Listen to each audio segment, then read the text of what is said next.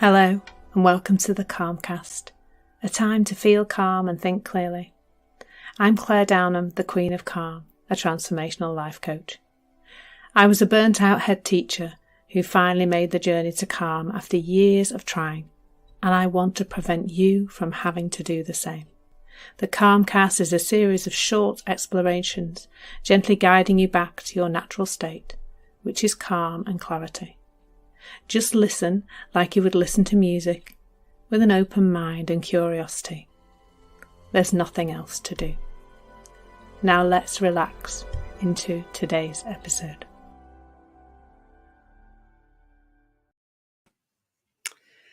So today, what is going on with confidence?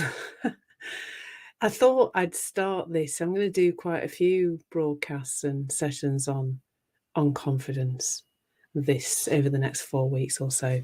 It's really the start of March, isn't it, nearly?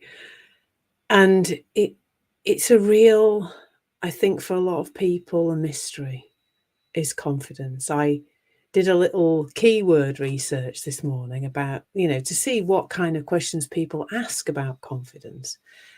And a lot of them were around the fluctuating nature of it. Why does my confidence fluctuate was one of the questions I saw when I looked on Google. Because that's what people notice, don't they? They notice that some days we're smashing it, aren't we? We just feel invincible and we keep going and we do everything that we could possibly dream of. And then the next day, it can literally seem like those things were just a different person doing them, because this next day we feel so lacking in confidence that we can't even put a foot forward, and we kind of end up wanting to probably curl up in a ball and not have anybody even notice that we exist at all. So that's a really interesting point, isn't it? Like, what's going on there? Why is it that some days we can seem to do things and we can feel like we can do things, and other days we don't? So I'm definitely going to be exploring that quite extensively. In this session today, I'm just going to begin to touch on some of those things, but also the point of this, wherever you're listening to this or watching this, the point of this is for you to join in. What are your questions about confidence? What is it about confidence that seems to be, what don't you understand about it? What's getting in the way of you experiencing confidence? Or what do you think is getting in the way of you experiencing confidence? Where do we think confidence comes from? Because that's another question that I noticed when I was looking at the Google kind of searches, or the things that people are asking, is that people want to know how to get more and where it comes from. And I'm hoping to kind of remove the nonsense about this a little bit, because if you do search how to feel more confident on Google, you get, I think it's in the hundreds of millions of hits. So you could literally start at the top of that in your quest to feel more confident and keep going. So my own, keep going pretty much forever, probably for the rest of your life. And still possibly even by the end of all that, you would feel no more confident than you do now, and no more fluctuating in your confidence. My own journey with confidence is an interesting one, because I think there's a difference, isn't there, between confidence and self-esteem. So I think outwardly, everybody would have said I'm very confident. If you'd met me ever, really, I was a pretty confident person. I think even as a child, I do remember having a short period of shyness when I was quite small. But in my adult years, I really don't remember feeling not confident particularly, or coming across as not confident, I can do all sorts I've always done all sorts of things that other people can't do, like public speaking and leading assemblies with 400 children in, and or people a lot of people don't feel confident to do those things, and that's but for me, that was fine, but it's insidious, isn't it, a lack of confidence, because it shows up differently in every single person. Like, for some of us, it is, "I can't stand up and speak, I don't feel confident to do that." For me, it's often having the confidence to ask for help, or tell somebody I'm struggling, or put myself out. It was often the lack of confidence to put myself out there in terms of my business, which has got better and better over, especially over the last 3 years. That's why I'm here now, really, is that somewhere along the line, I decided I could do this, and that's kind of it, isn't it, really? Confidence. It's whether you think you can do something or can't.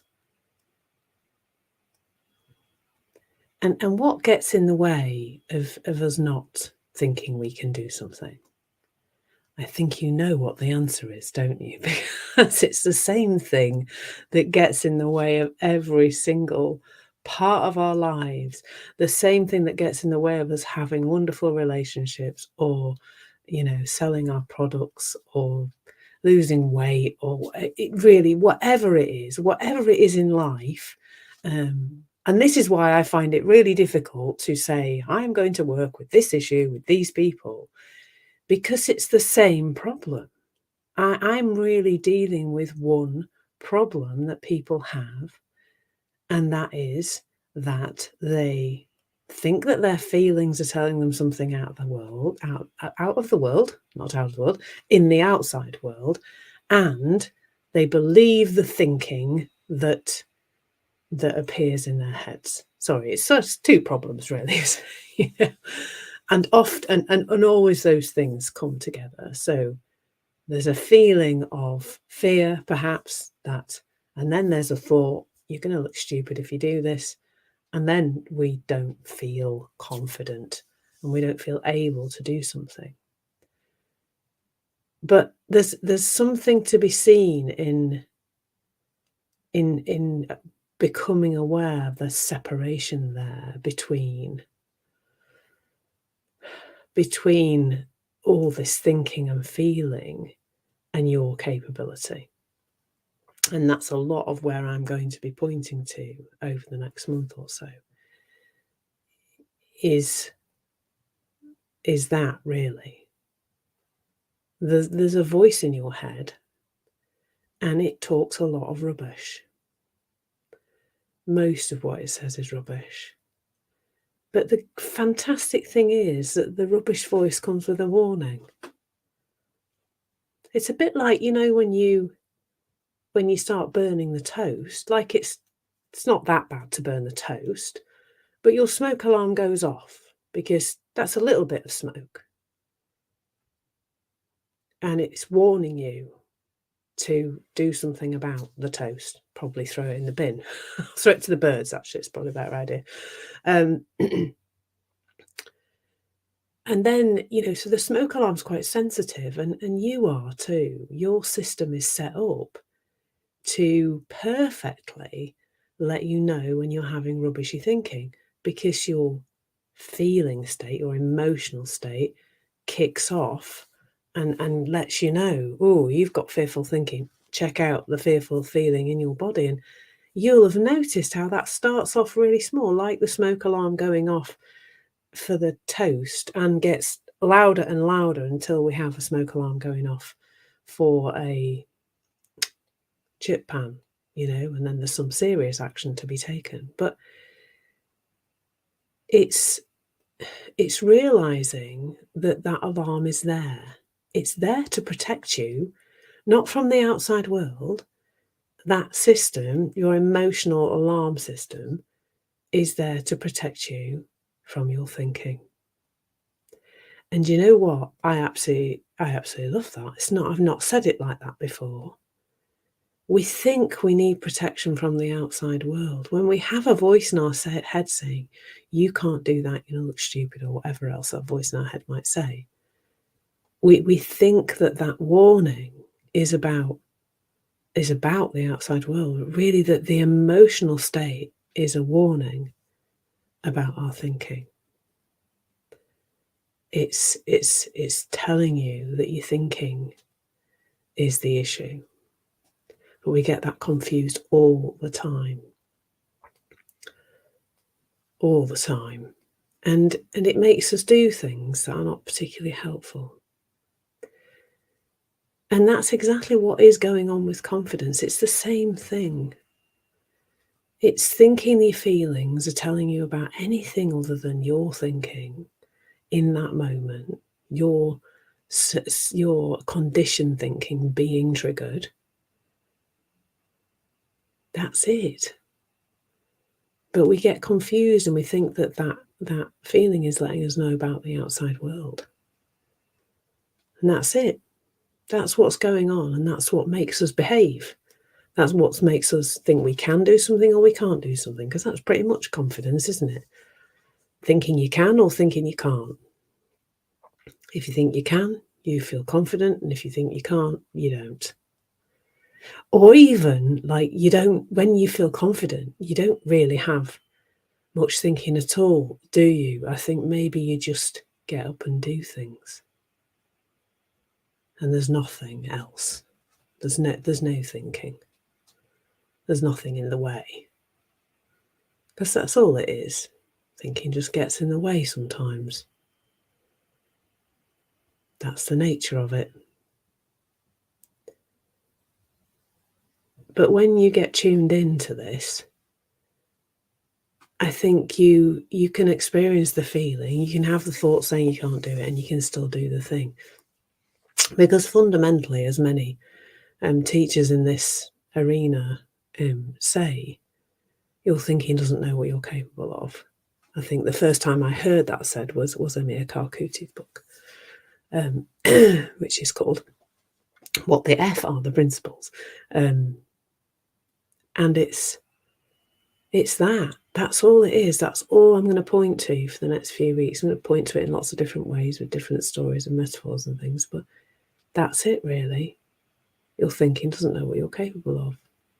Your thinking doesn't know whether you're able to do something or not, because it's old stuff. It's old conditioned stuff. It's nothing to do with you right now and what you can do right now.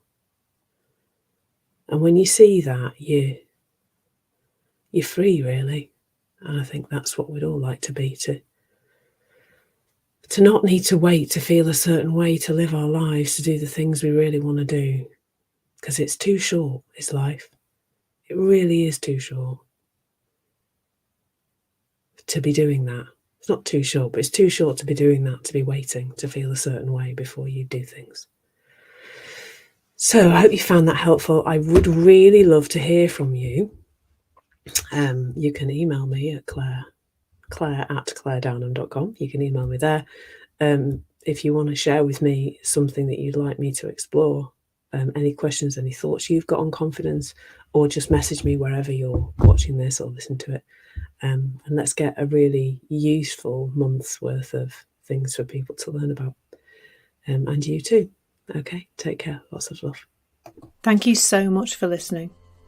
There's nothing to do now but bring some awareness to how this is working out in your life. Listen regularly to experience longer and longer periods of calm. This has been the Calmcast with Claire Downham, Queen of Calm. Take care and keep listening.